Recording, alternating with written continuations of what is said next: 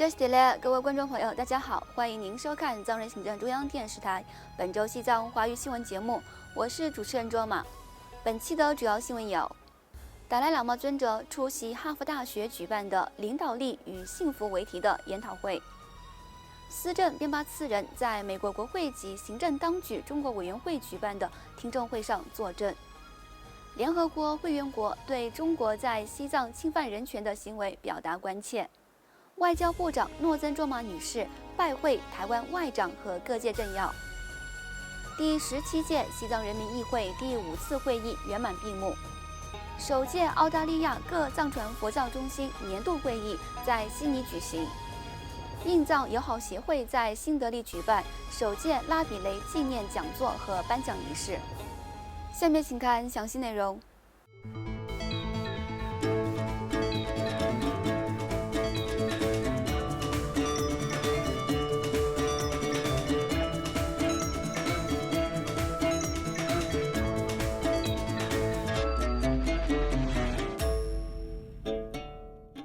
西藏精神领袖达赖喇嘛尊者于上周四3月23号在印度北部达兰萨拉的勤宫出席了由哈佛大学肯尼迪学院公共领导力中心举办的为期2天的“领导力与幸福”为题的研讨会。该研讨会由哈佛大学公共领导力中心的布鲁克斯教授和大西洋在线杂志和出版社的主编佛杰里·戈德伯格共同主持。达赖喇嘛尊者在研讨会上致辞时，向与会人员介绍了他的人生4大使命，以及佛教与西方科学之间的关联。此外，藏人行政中央司政边巴次仁于本周二3月28号通过网络视讯，在美国国会及行政当局中国委员会举行的“保护西藏，打击文化抹杀、强迫同化和跨国压迫”为题的听证会上作证。司政边巴次仁在听证会上发言时，介绍了西藏的语言、文化及藏人的身份正在遭受中共的严厉打压，并且已处于灭绝边缘的情况。因此，司政边巴次仁呼吁美国尽快通过促进解决藏中冲突法案。而国际深远西藏运动主席理查德·基尔先生、西藏行动研究中心的负责人哲通拉珍女士和该研究中心研究员丹增多杰先生等证人在听证会上相续强调了中国政府在西藏实施新的强化镇压措施，其中包括中共近年来不断扩大对西藏语言、宗教和文化及藏人身份的威胁，以及中国在殖民式寄宿学校中对藏人儿童强行灌输同化教育、大规模采集藏人的基因和虹膜扫描等措施，致使西藏境内的藏人面临前所未有的挑战。美国西藏问题特别协调员乌兹拉·泽亚女士也通过视讯发表讲话。她对中共当局在西藏境内实施的系统性镇压政策表示关切，并强调当局在西藏各地实施的殖民式寄宿学校制度和强行采集藏人基因样本的行为，严重危及西藏人民的独特身份。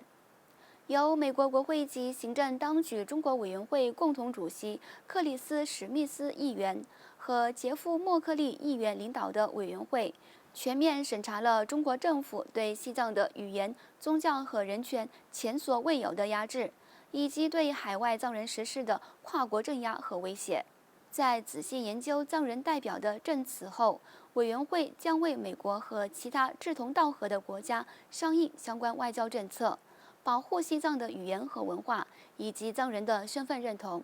并探索相关措施，抵御中国政府针对美国和世界各地藏人的威胁和恐吓。另外，目前正在瑞士日内瓦举行的联合国人权理事会第52届会议上，联合国成员国对中国系统性侵犯人权，包括在西藏境内实施的打压人权的行为表达关切。来自澳大利亚、奥地利、比利时、捷克共和国、丹麦、芬兰、德国、冰岛、日本、立陶宛、挪威、瑞士、瑞典、英国和美国的代表在会议上强调了中国境内遭严重践踏的人权状况，并对中国政府持续侵犯人权的行为表示遗憾及担忧。上述成员国还呼吁中国政府遵守国际人权法规定的相关义务。各国代表们还对西藏的教育、宗教、文化和语言权利及自由受到轻视，特别对中国政府在殖民式寄宿学校中对藏人儿童灌输童话教育、强行采集基因样本等行为表达关切，并呼吁中国政府立即释放包括藏人在内的所有被任意拘留的人权捍卫者。与此同时，因台湾国会西藏连线的邀请，藏人行政中央外交与新闻部部长诺增卓玛女士和秘书长噶玛曲英先生于本周一3月27号抵达台湾，将在台湾各地展开为期1周的访问行程，加强台湾与西藏间的友谊与联系。在抵达台湾首都台北后，诺增卓玛部长和秘书长噶玛曲英在驻台代表格桑坚参的陪同下，出席了台湾客家事务委员会主委杨长正先生、前行政院副院长叶菊兰女士、台湾社会福利界知名人士陈洁如等多位长期支持西藏自由事业的政要举办的欢迎晚宴。本周二，诺增卓玛部长和秘书长噶玛曲英拜会了台湾外交部长吴钊燮先生。诺增卓玛部长向外长介绍了中共当局针对西藏的宗教、文化、语言和藏人身份实施的压制政策，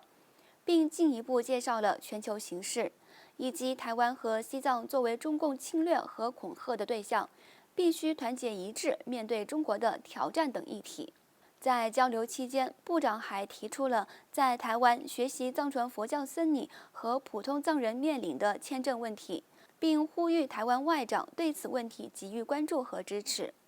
本周三，诺增卓玛部长礼节性地拜会了台湾立法院院长游锡堃先生、台湾国会西藏连线会长林长佐立委、副会长洪胜汉立委，以及立法院人权促进会会长王定宇立委和陈淑华等政要。随后，立法院院长办公室举办新闻发布会，正式欢迎诺增卓玛部长访问台湾。诺增卓玛部长在对台湾媒体发表讲话时，对台湾作为一个自由民主国家的模范形象表示赞赏，强调台湾人民以善良著称，并表示他很高兴台湾成为他对亚洲邻国的首次正式访问的国家之一。诺增卓玛部长最后指出，由于中国政府不愿意解决西藏问题，导致藏中和谈陷入僵局。但他重申，藏人行政中央将坚定地致力于通过中间道路政策和平解决藏中冲突。另外，第17届西藏人民议会第5次会议于上周六3月25号圆满闭幕。本次会议重点审议和批准了藏人行政中央各部门2023年至2024年的预算，并通过了感谢美国国会众议院荣休议长南希·佩洛西女士的决议和深远遭中共迫害的境内藏人同胞的决议。议长康波索南丹培在致闭幕词时，呼吁与会议员和广大藏人民众为推动西藏的自由事业而共同努力，避免区域和宗派主义的困扰，并再次对西藏境内的恶劣处境表达担忧。另外，来自澳大利亚各藏传佛教中心的约100名代表、教师和僧尼于上周日3月26号出席了在悉尼科技大学航空功能中心举行的首届澳洲藏传佛教中心年度会议。此次会议由藏人行政中央驻澳洲办事处组织，目的是将澳大利亚的各藏传佛教中心、教师和僧尼聚集在一起，讨论藏传佛教和达赖喇嘛尊者的普遍教义及其对当代世界的意义，并提供一个学习和分享彼此经验的机会和平台。达赖喇嘛尊者向大会发出书面信息，对澳洲办事处主办此次会议表示赞赏，并呼吁与会各方努力创造一个没有武器和暴力冲突的和平与和谐的世界。藏人行政中央司政边巴次仁通过视频发表讲话，着重强调了达赖喇嘛尊者的人生4大使命，以及尊者提倡的社会、情感和道德学习理念的重要性，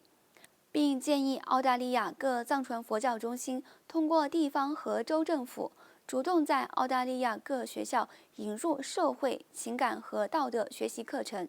第17届西藏人民议会大洋洲议员丹增平措先生和澳大利亚参议员珍妮特·赖斯女士也通过视讯向与会各方代表致以问候。驻澳洲代表伽马森格先生在会议上发表讲话时，强调了藏传佛教未来在西藏境内所面临的风险，以及持无神论观点的中共当局加强对藏传佛教的控制等问题。首席嘉宾澳大利亚佛教联合会和新南威尔士州佛教委员会主席加文·戴文斯先生对西藏缺乏宗教自由表达关切。请继续关注本期节目的最后一则消息。总部位于印度首都新德里的印藏友好协会与奥迪萨邦洛西亚学院合作，于上周日3月26号在新德里联合举办了首届拉比雷纪念讲座和颁奖仪式。知名的环保主义者和印藏友好协会的高级成员、洛西亚学院的代表普拉雷夫·萨曼雷特先生主持了首届拉比雷纪念讲座。印藏友好协会主席阿南德·库马尔博士介绍了讲座的内容、观点和背景，强调了已故的拉比雷的人生意义和他在西藏自由运动中的贡献。主讲人日本国立大学国际研究学院院长斯里凯特·孔达帕里教授谈到了西藏在印中关系中的见解，并分享了有关西藏问题的最新进展和印度对西藏的政策。已故的松迪先生的妻子马杜丽·松比博士被授予首届拉比雷纪念奖，以表彰她和她的已故丈夫对西藏自由事业的贡献。来自新德里的印藏协调办公室和新德里桑叶林藏人定居点的代表也出席了会议。拉比雷是一位长期支持西藏的印度知名政治家，他于1997年起担任印藏友好协会的会长，直到2017年去世。观众朋友，以上就是今天节目的全部内容。欲了解更多有关西藏境内外的讯息，请登录屏幕下方的网址。感谢您的收看，我们下期节目再会。